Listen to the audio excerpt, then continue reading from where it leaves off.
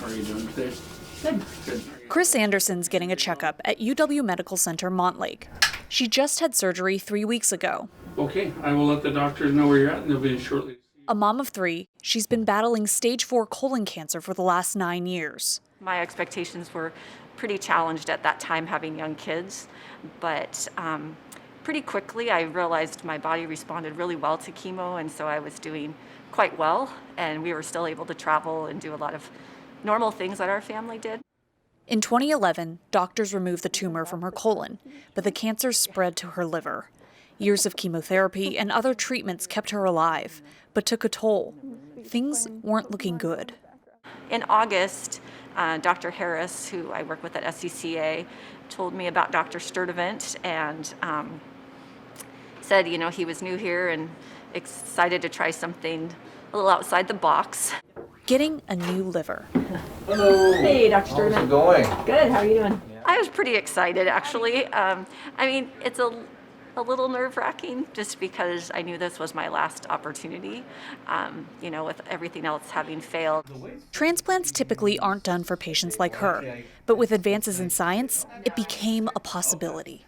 One center in Norway started having much better outcomes than with liver transplant as opposed to the standard of care, which would be just chemotherapy for somebody who you can't do a liver resection for.